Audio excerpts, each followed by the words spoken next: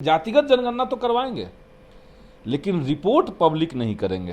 चिराग पासवान की बात कर रहे हैं, उन्होंने कहा है कि आंकड़े जो है सार्वजनिक नहीं होने चाहिए। चिराग अगर कहें तो शर्मनाक बात है उनके लिए भी। पब्लिक जब नहीं करेंगे तो ये करवा किस लिए रहे हैं आप? चिराग देखिए 80% टाइम बिना सर पैर की बात करते हैं। आपको याद होगा जब बिहार में महागठबंधन की सरकार चल रही थी, या उससे पहले भी जब नीतीश जी से उनका नहीं बन रहा था, हर सप्ताह एक वीडियो एक इंटरव्यू उनका आता था। बिहार में सरकार को बर्खास्त करके राष्ट्रपति शासन लागू करवा देना चाहिए। अरे मजाक चल रहा है? बिहार में कुछ घटना हुआ, राष्ट्रपति शासन लागू करवा दीजिए। तो वो शुद्ध रूप से अपने आप को मोदी जी का हनुमान कहते हैं। भले ही मोदी जी ने उनकी पार्टी तोड़ दी, वो मोदी जी का हनुमान अपने आप को कहेंगे। दिल्ली में उनका आवास से अपमानजनक तरीके से किस तरीके से रामविलास पासवान जी का तस्वीर निकाल के फेंका गया, तब भी ये मोदी जी का हनुमान बने रहेंगे। तो जिनको हनुमान बना रहना, उनसे तर्क पे बात क्या होगी? चिराग पासवान ये भी कह रहे हैं कि केंद्र की राजनीति में मन नहीं लग रहा, बिहार बुला रहा है उनको। नहीं लग रहा है मतलब क्या होता है? केंद्र की राजनीति में मन नहीं लग रहा, बिहार में विधानसभा का चुनाव, बिहार में डीजे बज रहा है कि यहाँ आकर के उनको मन लगने लगा, और केंद्र में सादा सादी सब चल रहा है। केंद्र सरकार ने जाति आधारित जनगणना कराने का फैसला लिया है, लेकिन जैसे ही ये फैसला आया वैसे ही बिहार में जो है क्रेडिट लेने की होड़ मच गई। राजद अलग क्रेडिट ले रही है, कांग्रेस अलग जो है क्रेडिट ले रही है, जेडीयू भी क्रेडिट ले रही है। तो इन्हीं सब मुद्दों पर बातचीत करने के लिए हमारे साथ जो माले के विधायक है पालीगंज के, संदीप सौरभ जी। सर बहुत बहुत स्वागत है आपका। जी जी, बहुत बहुत धन्यवाद। आप लोग क्रेडिट नहीं लीजिएगा जाति आधारित जनगणना का? नहीं, क्रेडिट लेने की क्या बात है? सरकार अगर विवश हुई है, और मैं सोच समझ के कर रहा हूं कि सरकार विवश हुई है, क्योंकि यही सरकार लंबे समय तक जाति आधारित जनगणना का विरोध करती रही है। मोदी जी मंच से कह चुके हैं कि हम देश में जातियों को नहीं मानते, हमारे लिए जाति केवल 4 है, महिला, युवा, किसान, गरीब, यही 4 जाति है और कोई जाति नहीं है। इन्हीं के लोग सोशल मीडिया पर जाति आधारित जनगणना की मांग करने वालों के खिलाफ गालियां लिख रहे थे, और बहुत दिन तक चला। बिहार ने जब जाति आधारित जनगणना का फैसला लिया और सर्वसम्मति से बिहार विधानसभा से प्रस्ताव पारित हुआ, उसके बाद एक डेलीगेशन जब माननीय प्रधानमंत्री से मिलने गया, उस डेलीगेशन को उल्टे वापस लौटा दिया कि नहीं करेंगे। तो ये तो देश का विपक्ष है, इंडिया गठबंधन है, जिसने इस मांग को लगातार उठाया। लोग कह रहे थे कि इससे और ज्यादा जातिवाद बढ़ेगा, जो कि पूरी तरीके से बकवास बात थी, क्योंकि जातिगत गणना जो है, जातिगत जनगणना जो है, वो असल में समाज का एक्सरे है। जैसे शरीर के अंदर क्या बीमारी है ये एक्सरे से आपको पता चलता है, तो उसके बाद आप इलाज करवा लेते हैं। लेकिन कोई कहने लगे कि नहीं एक्सरे कराइएगा तो आपका और ज़्यादा बीमारी बढ़ जाएगा, ये तो बेवकूफ़ी है। वैसे ही जातिगत गणना से सोसाइटी के अंदर किस तबके का रिच कहाँ है, कौन सा तबका कहाँ पहुँचा है, किसकी क्या स्थिति है, कौन कितना पिछड़ा है, किसकी कितनी आबादी है, नीतियाँ अगर बनानी होगी तो किनको कहाँ कितना देना होगा, ये तय करने का एक फॉर्मूला बनता है। हम लोग यही मांग कर रहे थे कि ये समाज के अंदर ये एक्सरे हो जाना चाहिए। आखिर क्यों मुसहर जाति के किसी भी गांव में हम जा रहे हैं तो वहाँ लोगों की स्थिति अच्छी नहीं है, तो एक बड़ी आबादी है जो ऐसे ही है, तो उनकी संख्या और उनकी स्थिति तो जानना पड़ेगा। तो यही सब तर्क को लेकर के लंबी लड़ाई लड़ी गई। तो हम कहते हैं कि इसमें क्रेडिट की बात नहीं है, सरकार मान ली, अच्छी बात है, लेकिन उनकी नीयत पे हमें शक है। क्यों? क्योंकि अब सरकार ने और उसके लोगों ने कहना शुरू कर दिया कि जातिगत जनगणना तो करवाएंगे, लेकिन रिपोर्ट पब्लिक नहीं करेंगे। चिराग पासवान की बात कर रहे हैं, उन्होंने कहा है कि आंकड़े जो है सार्वजनिक नहीं होने चाहिए। केवल चिराग नहीं, चिराग अगर कहें तो शर्मनाक बात है उनके लिए भी, और कई सारे लोग कहे हैं, एनडीए के, बीजेपी के लोग कहे हैं कि हम उसको पब्लिक नहीं करेंगे। और पब्लिक जब नहीं करेंगे तो ये करवा किस लिए रहे हैं आप?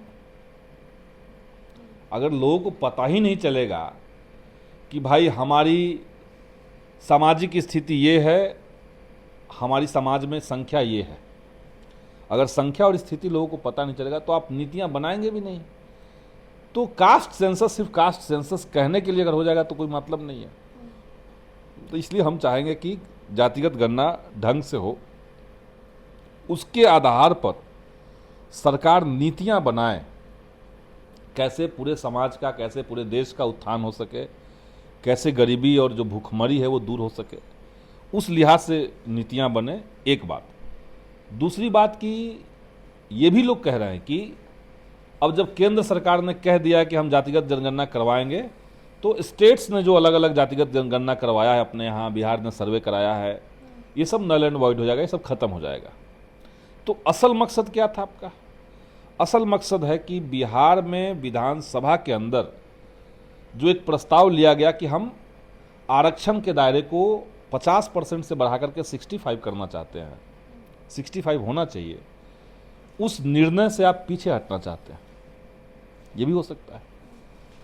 तो हमारी मांग है कि अगर आप सच में कास्ट सेंसस को लेकर के गंभीर हैं, आप पूरे देश में कास्ट सेंसस करवाइए, हम तो चाहते ही, हम तो मांगते ही हैं।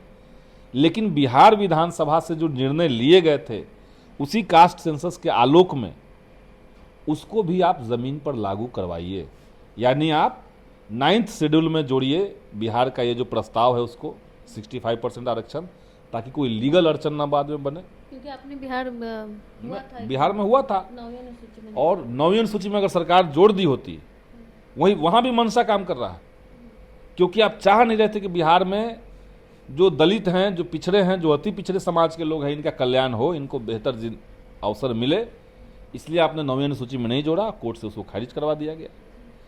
तो एक तो ये मांग, और दूसरी मांग जो बिहार के कास्ट सर्वे के रिपोर्ट से आया था कि बिहार गरीब नहीं बल्कि महागरीब है। आप समझिए, जिस राज्य में 84% परिवार ऐसे हैं जिनकी मासिक आमदनी, परिवार की आमदनी हो, व्यक्ति की नहीं कह रहा हूं, 84% परिवार बिहार के अंदर ऐसे हैं जिनकी मासिक आमदनी 20,000 से नीचे है। आज के समय में 20,000 से नीचे जिसकी मासिक आमदनी होगी, उसके घर में 2 बच्चे रहेंगे, उनको कहाँ से अच्छी शिक्षा दे पाएगा? इतनी महंगाई है, सब प्राइवेट कर दिया गया है। कोई बीमार पड़ जाएगा, कैसे इलाज करवाएंगे लोग?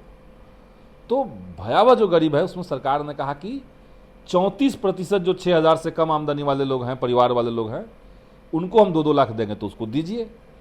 तो आप 65% आरक्षण को इंश्योर कीजिए, 2-2 लाख देना जो बिहार में तय हुआ उसको इंश्योर कीजिए, और पूरे देश में कास्ट सर्वे, कास्ट सेंसस करा करके, जातिगत जनगणना करा करके उसके रिपोर्ट के आधार पर राष्ट्रीय नीतियां आप तय कीजिए। यही हम कहेंगे सरकार को। क्या लग रहा है, मंशा सही नहीं है भाजपा की? अचानक से फैसला। भाजपा का मंशा सही कभी नहीं होता है। भाजपा जो है वो मनुवादी पार्टी है, घोषित रूप से। वो लोग कहते हैं भाई कि देश में ये जो संविधान बाबा साहब भीमराव अंबेडकर का है, संविधान का कोई मतलब नहीं था, हमारे यहाँ तो पहले से मनुस्मृति थी, उसी में थोड़ा सुधार करके उसी को लागू कर देना चाहिए। तो ये जो पार्टी ये सोचे और वो अब आज के डेट में आकर के कास्ट सेंसस की बात कर रहा है, तो आप समझिए कि वो मजबूरी में कर रहा है। लेकिन उनके एनडीए दल के हैं, गठबंधन में है चिराग पासवान, वो तो नहीं मानते, वो तो कह रहे हैं कि आंकड़े सार्वजनिक नहीं होने चाहिए। चिराग देखिए 80% टाइम बिना सर पैर की बात करते हैं, 80% टाइम। आपको याद होगा जब बिहार में महागठबंधन की सरकार चल रही थी, या उससे पहले भी जब नीतीश जी से उनका नहीं बन रहा था, हर सप्ताह एक वीडियो, एक इंटरव्यू उनका आता था। जब वो दिल्ली से या बाहर से कहीं से आते थे, एयरपोर्ट से बाहर निकले, और आप ही जैसे लोग वहाँ मीडिया के लोग रहते थे और वहाँ बयान देते थे कि बिहार में सरकार को बर्खास्त करके राष्ट्रपति शासन लागू करवा देना चाहिए। अरे मजाक चल रहा है? मानसिक स्थिति कोई चुना, मानसिक स्थिति आज कहाँ चला गया उनकी मानसिक स्थिति? आज क्यों नहीं बोल रहे हैं? उस समय वो बोल रहे थे, बिहार में कुछ घटना हुआ, राष्ट्रपति शासन लागू करवा दीजिए। राष्ट्रपति शासन लागू करवाने का जो तरीका होता है वो ये नहीं होता है। कोई चुनी हुई सरकार को आप बर्खास्त करके कहेंगे कि राष्ट्रपति शासन लागू करवा दीजिए, तो जनता के अधिकारों का क्या होगा? जनता ने वोट देकर के अगर किसी सरकार को चुना है, आप मुख्यमंत्री बदलने की बात कर सकते हैं, ये मुख्यमंत्री नहीं किसी और को बनाइए, लेकिन हर बात में वो राष्ट्रपति शासन लागू कहते थे। तो वो शुद्ध रूप से अपने आप को मोदी जी का हनुमान कहते हैं। भले ही मोदी जी ने उनकी पार्टी तोड़ दी, वो मोदी जी का हनुमान अपने आप को कहेंगे।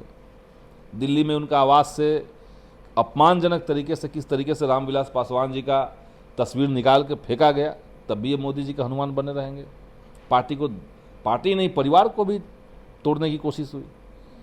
तो जिनको हनुमान बना रहना, उनसे तर्क पे बात क्या होगी? और वही बताए कि भाई कास्ट सेंसस हो भी जाए और सरकार उसको अगर सार्वजनिक नहीं करे, तो नीतियां कैसे बना पाएंगे उसके खिलाफ, उसके अनुरूप? तो इसलिए हमें लगता है कि इनकी नीयत ठीक नहीं है।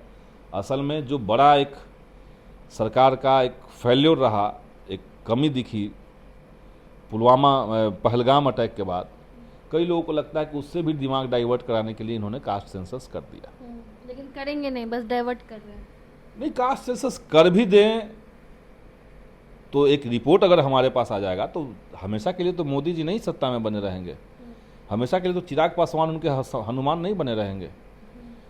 आने वाले समय में भी उसका इस्तेमाल है, इसलिए कास्ट सेंसस तो पहले हो जाए। जरूर। लेकिन एक सवाल, आखिरी सवाल रहेगा, चिराग पासवान ये भी कह रहे हैं कि केंद्र की राजनीति में मन नहीं लग रहा, बिहार बुला रहा है उनको, इसको कैसे देखते हैं? आइए, बिहार बुला रहा है तो बिहार में आकर के हाथ आजमाइए। नहीं लग रहा है मतलब क्या होता है? केंद्र की राजनीति में मन नहीं लग रहा, बिहार में विधानसभा का चुनाव, बिहार में डीजे बज रहा है कि यहाँ आकर के उनको मन लगने लगा, और केंद्र में सादा सादी सब चल रहा है। उनकी पार्टी है, उनका परिवार है, विधानसभा का चुनाव आ रहा है, टिकट जितना मिलेगा उसमें 70% 80% वो अपने पार्टी को देंगे, हित नाता जोड़ के देंगे। उसी तरह की पार्टियां हैं, ये सब कोई गंभीर पार्टियां थोड़ी हैं। चलिए, बहुत बहुत धन्यवाद। हमारे साथ संदीप सौरभ जी थे। आपने सुना कास्ट सेंसस को लेकर इन्होंने क्या कुछ कहा, बाकी आप क्या कुछ सोचते हैं अपनी राय कमेंट बॉक्स में जरूर दें। धन्यवाद।